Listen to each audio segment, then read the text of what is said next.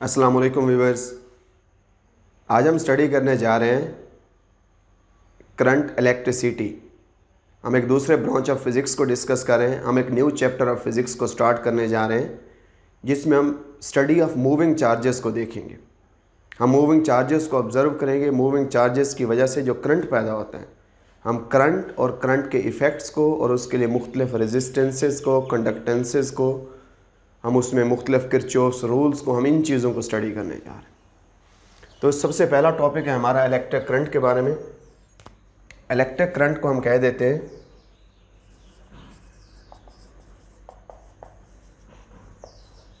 Rate of flow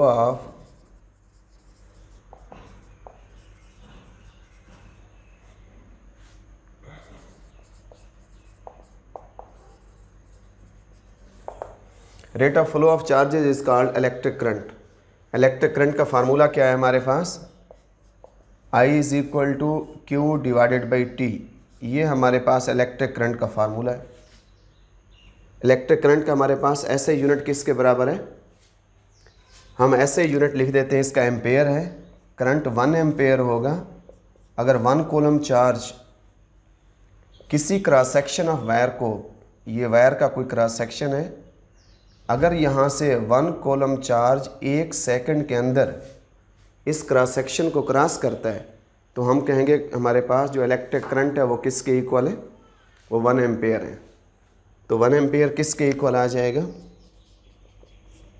column second inverse. ये हमारे पास 1 ampere. हम 1 एम्पेयर को ये भी डिफाइन कर देते हैं। अगर मैं यहाँ पे लिखूँ, Q की जगह लिख देता हूँ NE divided by T। Q है हमारे पास, अगर हम Q को लिखें, Q टोटल चार्ज है, 1 इलेक्ट्रॉन पे चार्ज है E, और N इलेक्ट्रॉन्स पे चार्ज क्या आ जाएगा? Ne।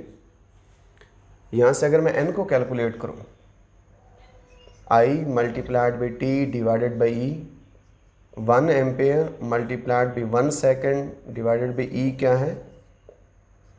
-19। तो N हमारे पास आ जाता है 6.25 10⁻18 इलेक्ट्रॉन्स। अगर इतने इलेक्ट्रॉन्स पर सेकंड फ्लो करे देन हम कहेंगे करंट किसके इक्वल होगा? 1 एम्पेयर।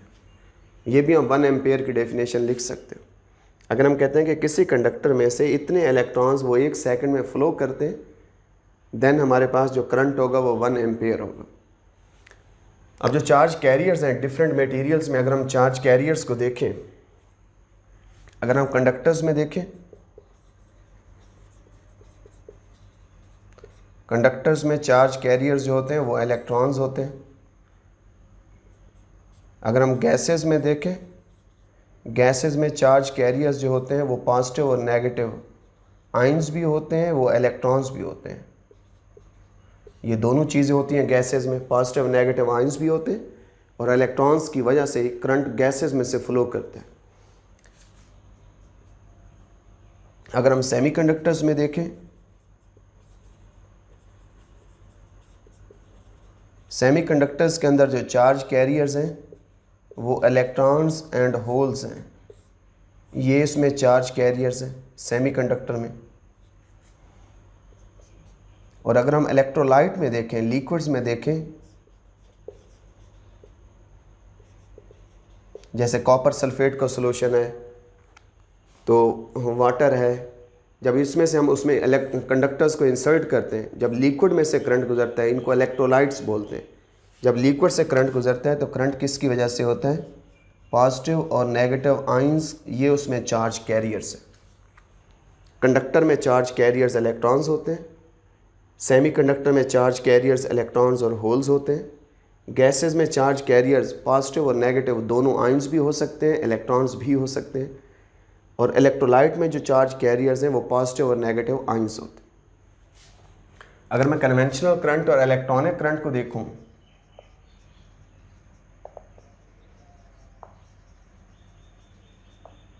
कन्वेंशनल करंट, कन्वेंशनल को कहते हैं रिवायती, जो चीज़ रूटीन में आ रही हो, कन्वेंशनल। अगर हम कहते हैं हमारे पास ये कोई एक कंडक्टर है, इस कंडक्टर के हमारे पास ये 2 एंड्स हैं, इसमें मुख्तलिफ हमारे पास कुछ इलेक्ट्रॉन्स भी पड़े हैं, कुछ यहाँ पे ये एटम्स भी पड़े हैं।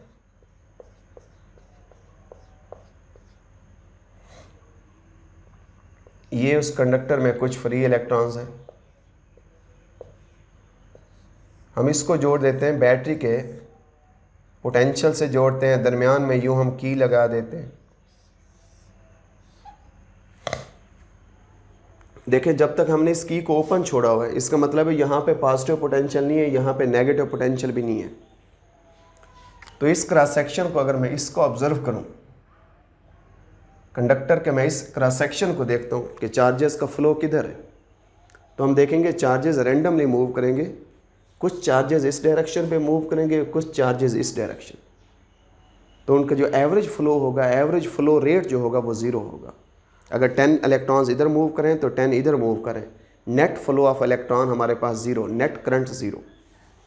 तो हम कहते हैं कि अगर हमने potential difference across the plates नहीं दिया, देन हमारे पास जो इलेक्ट्रिक करंट होगा वो किसके बराबर आ जाएगा? 0। अगर हम इसको कनेक्ट कर देते हैं, इस की को मैं जोड़ देता हूँ, ये बैटरी का पॉजिटिव टर्मिनल है, ये बैटरी का नेगेटिव। अब यहाँ पे पॉजिटिव पोटेंशियल आ गया, यहाँ पे नेगेटिव आ गया। अब हम कंडक्टर के तमाम इलेक्ट्रॉन्स को इधर हम इलेक्ट्रिक फील्ड दे रहे हैं, from the positive side towards the negative. हम इधर इन पे इलेक्ट्रिक फील्ड, इलेक्ट्रिक पोटेंशियल उसको लगा दिया, पॉजिटिव से नेगेटिव ये इलेक्ट्रिक फील्ड उस पूरे कंडक्टर में जनरेट हो गया। ये इलेक्ट्रिक फील्ड उन पूरे चार्जेस पे इलेक्ट्रिक फोर्स लगेगा और उसमें जो इलेक्ट्रॉन्स हैं वो मूव करना शुरू कर देंगे। अब देखें, इलेक्ट्रॉन्स को ये वाला पॉजिटिव पोटेंशियल अपनी साइड पे खींचेगा, इलेक्ट्रॉन्स इधर मूव करेंगे, ये इधर मूव करेंगे। इलेक्ट्रॉन्स रैंडमली मूव कर सकते हैं, रैंडमली थोड़ा यूँ मूव करेंगे कि लाजमी नहीं है वो स्ट्रेट मूव करें, वो जिग जैग पाथ पे मूव करेंगे। वो यहाँ से इधर कोलायन करें किसी एटम के साथ, यहाँ किसी एटम से कोलायन करते हैं, फिर इधर किसी एटम से कोलायन करते हैं, फिर इधर कोलायन करते हैं। ऐसे मल्टी कोलायन करते करते वो इलेक्ट्रॉन्स इधर जा सकते। तो मल्टी कोलायन करके वो इलेक्ट्रॉन उस डायरेक्शन पे मूव करें। अब कन्वेंशनल करंट क्या था? सबसे पहले साइंटिस्ट कहते थे कि इलेक्ट्रॉन जो करंट है वो पॉजिटिव चार्जेस की वजह से फ्लो करते हैं और उसकी डायरेक्शन क्या होनी चाहिए? From the positive potential terminal of the battery towards the negative terminal. इस करंट को कह देते हैं ये कन्वेंशनल करंट है। Current due to the flow of positive charges and it is directed from the positive terminal towards the negative. जब बाद में साइंटिस्ट को पता चला कि इलेक्ट्रॉन्स जो है, इलेक्ट्रॉन डिस्कवर हुआ और एटम का स्ट्रक्चर सामने आया कि पॉजिटिव चार्ज तो न्यूक्लियस के अंदर है, वो मूव ही नहीं कर सकता। जो उसके अंदर बाहर इलेक्ट्रॉन्स हैं वो फ्री इलेक्ट्रॉन भी हो सकते हैं और वो इलेक्ट्रॉन मूव भी कर सकते हैं। तो जब साइंटिस्ट को पता चला कि अब जो चार्जेस हैं उसमें इलेक्ट्रॉन्स मूव करते हैं और इलेक्ट्रॉन्स की वजह से ही उसमें कंडक्टर में से करंट फ्लो करता है, तो फिर जो इलेक्ट्रॉन की डायरेक्शन होगी, लाजमी बात है इलेक्ट्रॉन को ये नेगेटिव रिपेल करेगा, ये पॉजिटिव क्या करेगा? वो अट्रैक्ट करेगा। इलेक्ट्रॉन मूव करेंगे from the negative terminal towards the positive. Electron तो कन्वेंशनल डायरेक्शन के अपोजिट मूव करेंगे। कन्वेंशनल डायरेक्शन जो पहले साइंटिस्ट के जहन में थी वो थी from the positive terminal towards the negative. अब साइंटिस्ट ने कहा कि डायरेक्शन का एक्सटर्नल सर्किट के ऊपर कोई इफेक्ट नहीं है, चाहे करंट हम क्लॉकवाइज डायरेक्शन में ले लें और चाहे हम एंटी क्लॉकवाइज डायरेक्शन लें, उसका एक्सटर्नल डिवाइस के ऊपर किसी किस्म का कोई फ़र्क नहीं। तो फिर साइंटिस्ट ने यह कहा कि हम करंट की डायरेक्शन वही शो करेंगे जो हम पहले से शो करते आ रहे हैं, ये चीज़ जानते हुए कि करंट इलेक्ट्रॉन की वजह से है और जो इलेक्ट्रॉन की डायरेक्शन है from the negative terminal towards the positive terminal है, उसकी वजह से करंट फ्लो करता है। लेकिन हम करंट की डायरेक्शन वही कन्वेंशनल शो करेंगे from the positive terminal towards the negative. तो हम हमेशा फिज़िक्स की बुक्स में जो करंट की डायरेक्शन शो करते हैं वो किधर शो करते हैं? वो हम शो करते हैं from the positive terminal of the battery towards the negative terminal, that is called conventional current. और जो इलेक्ट्रॉन्स की वजह से करंट होता है उस करंट को कह देते हैं वो इलेक्ट्रॉनिक करंट है। इलेक्ट्रॉनिक करंट किधर होता है? From the negative to the positive terminal. Conventional current किधर होते हैं? अगर हम कन्वेंशनल करंट को लिखें,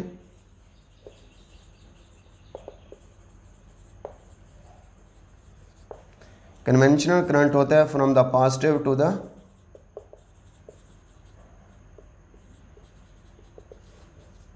negative terminal of the battery, ये कन्वेंशनल करंट होता है। अब इसमें देखें कि जो इलेक्ट्रॉन्स हैं वो किधर मूव करेंगे? नेगेटिव से पॉजिटिव इस साइड पे मूव करेंगे। इलेक्ट्रॉन्स की जो मोशन होगी वो किधर होगी? Negative to the electric field. Electric field उन पे इधर लग रहा है, from positive towards negative. Electrons उसके अपोजिट उस साइड पे ड्रैग होके जा रहे हैं, ड्रिफ्ट होके जा रहे हैं। उनको पॉजिटिव चार्ज अपनी साइड पे खींचता है, और जिस वेलोसिटी से खींचता है that is called drift velocity.